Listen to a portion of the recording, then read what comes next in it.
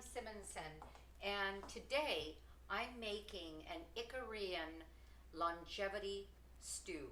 And it's something that I got from this book, The Blue Zones Challenge, from this book, The Blue Zones Kitchen, which were both an offshoot of this book, Dan Buettner's The Blue Zones, 9 Lessons for Living Longer. And you know what?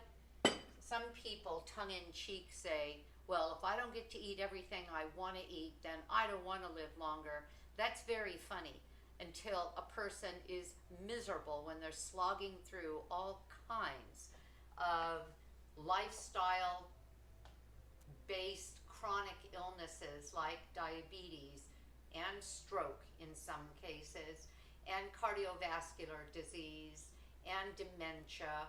Those things in many cases can be avoided by some choices that we can make, and that's what Dan Buettner studied in the Blue Zones. So let me get back to my soup because I want to get it started.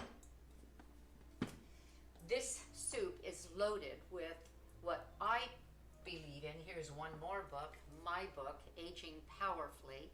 And my premise when I wrote this book just before I turned 70, which was a year ago, I'm a couple of weeks away from 71, was that if we can deliciously, joyfully, happily amend our lifestyle and remain healthy. I'm about to run my second 10K. My last one was October 24th, and I ran a 10K, which is 6.2 miles. I was 4th in my division of ages 70 to 74, and I had never run before. I decided in July I'd give it a try and ran in October. Here it is, close to January, I'm going to run again.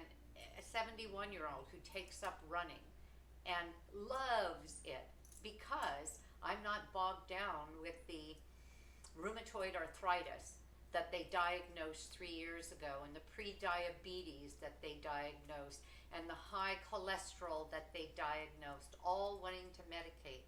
And I said, no, I'll do it with food. And they said, you can't.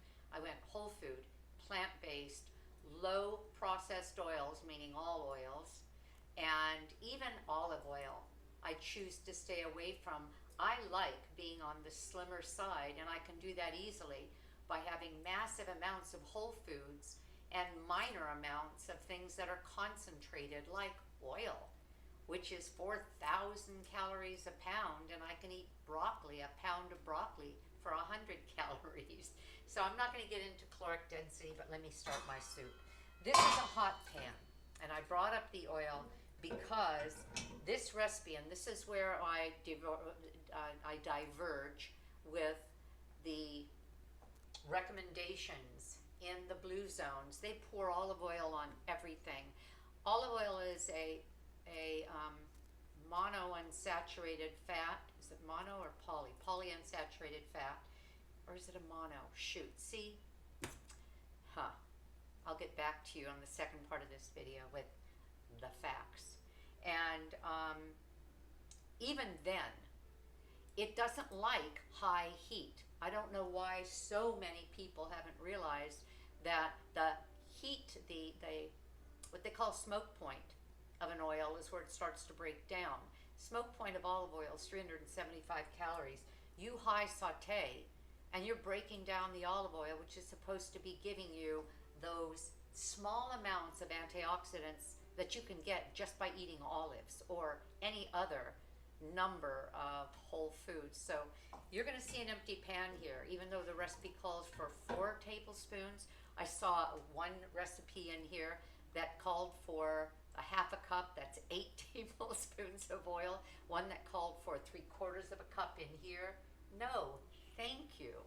Not just for the calories, but for no. Coat your tongue, you can't even taste your food. So, back again, Nan, rein it in. I'm putting in, and I'm doubling what the recipe called for because my philosophy has always been if I'm going to mess up the kitchen, mess it up mightily by simply doubling things and having twice the amount of food in the freezer that I would otherwise. I love going to my freezer and simply picking things off the shelf, and I can go 2-3 days simply with these defrosted stews and soups, curries, and chilies. Last night we had a haystack kind of taco meal where we had the crispy bottom. I have a baked corn tortilla shell from a brand called Guillermo. I don't know if it's local, and I don't know where you live, so I'm not saying that you can get it, but you can bake your own in the oven rather than fry them. There aren't very, and I was going to say there isn't a fast food, processed food, non-whole food that isn't loaded with processed oils. And those processed oils, I had a friend just write me about this and ask about the inflammatory nature of the excess omega-6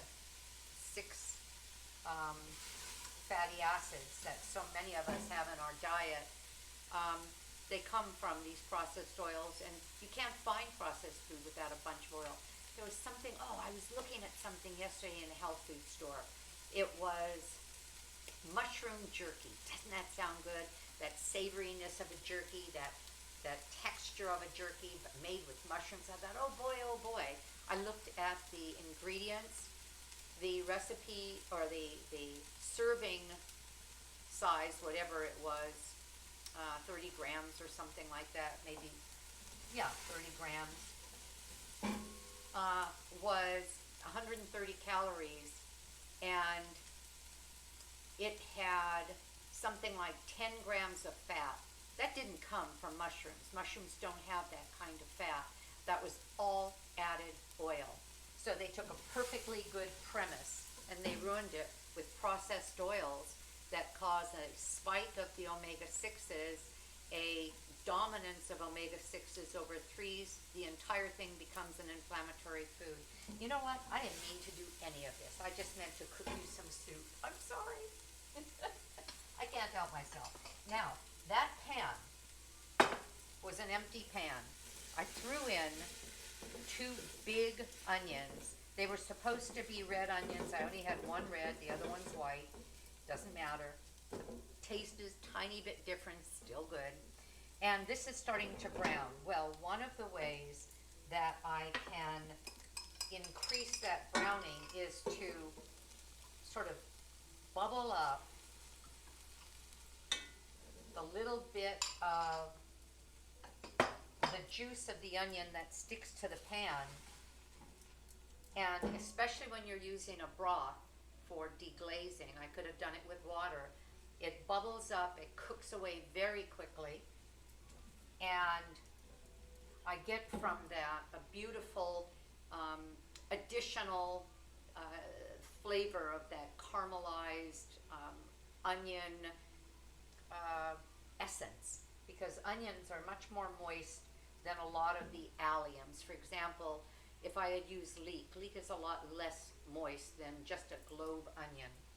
And I still do it without oil, but I add a little bit more broth. Okay, I'm going to throw in here, as this is cooking down, I'm going to throw in here garlic. Now, I wouldn't put garlic all by itself because garlic doesn't have a lot of moisture. It tends to brown. It tends to burn. Any garlic or, garlic that browns is going to be bitter. Garlic browns bitter. But I can put it in with the protective juices of the onion and just let it kind of weep. I'm going to add to that a couple of globes of fennel. I wish I had saved one of these to show you, but I don't have another to show you. This is 2 globes of fennel. Fennel, if you see it in the store, just looks like, kind of like this, like a globe with a little bit of the fronds on the top of it, sometimes a lot of fronds. And it's like the root, it's not like the root of celery. Celery root is real knobby. Pretty little thing. Well, I shop at Trader Joe's near me. They have a package of 2 for a great price.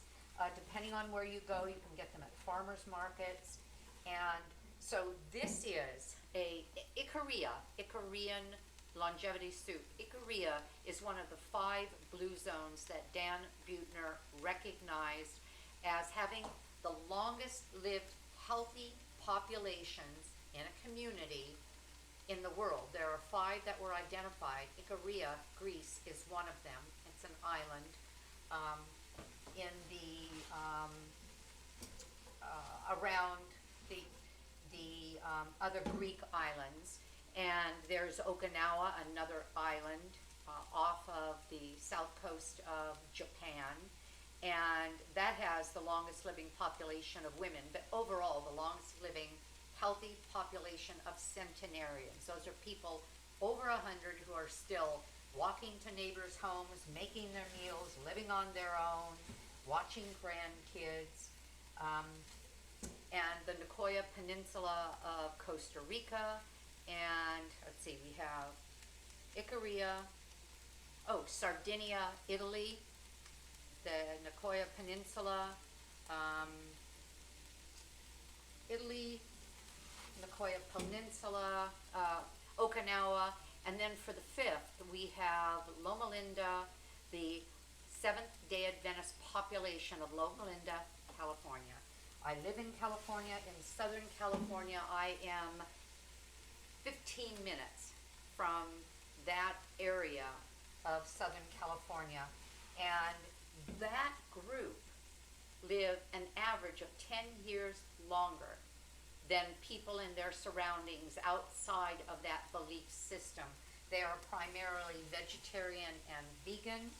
They are whole food, plant-based, as are all of the blue zones, but they're not plant exclusive necessarily. That means that they may have meat, they may have cheese, they may have pork, but they have them in a celebratory way. A little bit, nothing like what we have. They'll have a 3-ounce piece of meat maybe once a week at a wedding, whereas we have meats and cheeses and pork and fish 3 times a day in many cases. Your cheese on your omelet, your eggs for breakfast, meat for lunch, meat for dinner. I'm going on 3 years whole food, plant-based, and I'm healthier than ever. Those things that I listed earlier, they're gone. And all my health markers are stellar. So, back to the soup. I have now a nice browning going on. I have it on high heat. This pan is all clad. You want a nice strong, by strong I mean a welded pan. Get a quality pan. Stainless steel is preferred because it's lightweight. You don't want to use old-fashioned Teflon, even though there are some non-stick surface pans that are excellent now. All Clad makes a good one. Scan Pan makes a good one that don't off gas. And I'm letting this get soft. It has the onion, the garlic, as well as the fennel. And now I'm going to add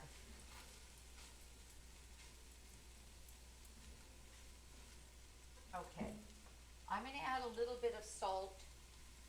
This is a ½ teaspoon. That's almost nothing.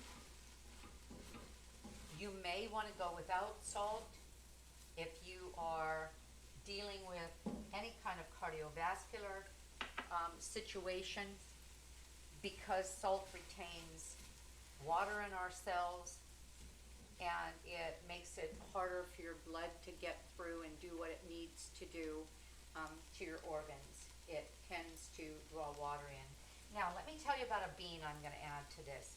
I am adding, and I could have just gotten it out of this can, S&W beans, and I got this from Vaughn's. S&W beans has a series called an heirloom series. I could have used cannellini beans. They're easy to find. That's the white kidney bean. I liked the look of this. I thought they were delicious. These are organic. I prefer to buy as many of my foods as possible organic. I'm going to add a little bit more broth. I'll just pour some in. I don't want it to burn. I want it to deglaze, and I want it to brown lightly to give it, again, that caramelized flavor. Okay. And I found at a Whole Foods store, not Whole Foods Market, but Whole Foods store, well, I found this organic yellow eye beans, and that's what was in that can. So I bought pounds of them. I'm crazy about beans. Dan Buettner recommends that we eat at least a half to 1 cup of beans every single day. He said those 5 blue zones are all dependent on legumes and beans. The Okinawans have a equal affinity, if not a greater affinity, to a potato, a sweet potato, but it's the purple fleshed sweet potatoes. And then this is the bean once it was soaked and cooked. What I do is I go ahead and cook my beans. I prefer, even though I can get them easily this way, I like to get my beans, cook them myself, make a big quantity. So part of this is 1 pound. I cooked a couple of pounds. Part of this is going to go in, well, all of this is, but part of that pan will go in here. And then I will use the beans, kept the broth for them, and I'll use them in other recipes. So I have 1 pound of cooked beans. And remember, you're going to see something different on your recipe because I've doubled this recipe. This is going to be our dinner tonight. We have someone coming over, and then it will go into the freezer, but I'll keep some for a meal about 4 or 5 days from now. So it's an easy way to eat and absolutely delicious. I'm going to add to this some tomato paste. And let me see if there was anything else. Oh, I'm going to add, it'll be after I turn the camera off because I left it at the other end of the kitchen. I'm going to add to this a can of tomato, chopped diced, organic chopped diced tomato. The recipe called for 2, when I'm doubling it, finely diced fresh tomato, and instead I'm just going to throw in a can. And I'm going to cover what I have here. And you can see I have a beautiful combination of these foods. There'll be some tomato in there. I'm going to put enough broth and water. That was it for my broth. I'll add more. Now, some people, because this is called Ikarian longevity stew, some people like a stew. In other words, what I would be showing you later when I show you the finished product would be a bowl of just a chunky stew without a lot of broth. I happen to love a brothy soup. I love the broth on its own, a few spoonsful of that, as well as the chunky food in it. And so I'm adding more water. So I'm covering the beans with about 1 inch of broth. I'm going to let this cook until, because when I cooked the beans, I didn't cook them all the way. They still had a bit of crunch to them because I knew I was going to cook them in a number of different recipes. And I'll be back to you in a bit to show you the end product of the soup once it's been cooked. I'll talk to you in a bit. Hello. Well, the soup is finished. It's just beautiful. I've tasted it. It's so wonderful. What I didn't do when you were on the first time is I didn't add the bay leaf that was part of the recipe. You can find bay leaf dry at the store. I grow my own. The genus of this plant is Laurus nobilis. You can look for a 1-gallon pot, or have them order you a 1-gallon pot. Usually it comes in 5s so that you can plant it as a tree. Ultimately, it's a 40 to 50 foot tree, high and wide. You don't want that. They're a big brawny thing. I keep mine a bush. So I started growing it out of a 1-gallon pot, and I keep it to about 3 feet, 4 feet, and keep it narrow. And I just pull off my fresh bay leaves. So I put in here, remember I doubled, so the recipe called for 2, I put in 4. It also called for a bunch of dill at the end. I didn't have fresh dill. It's not the season for fresh dill now, so I simply used oregano. I just used my dry oregano. That is a flavor of the Greek islands, so that's fine. And you can see that I have my bay leaf that I'll be pulling out. You don't serve that to people, but it's really easy to see and very easy to pull out.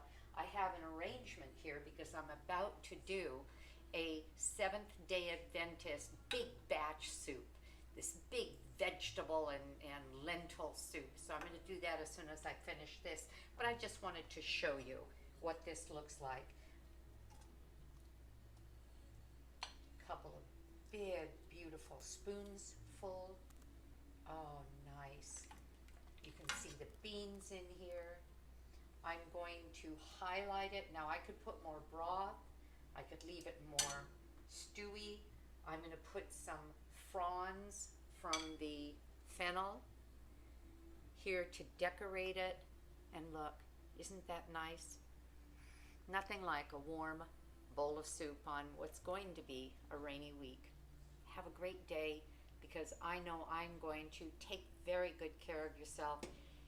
Fall in love with the healthy food and let that become the natural choice for you.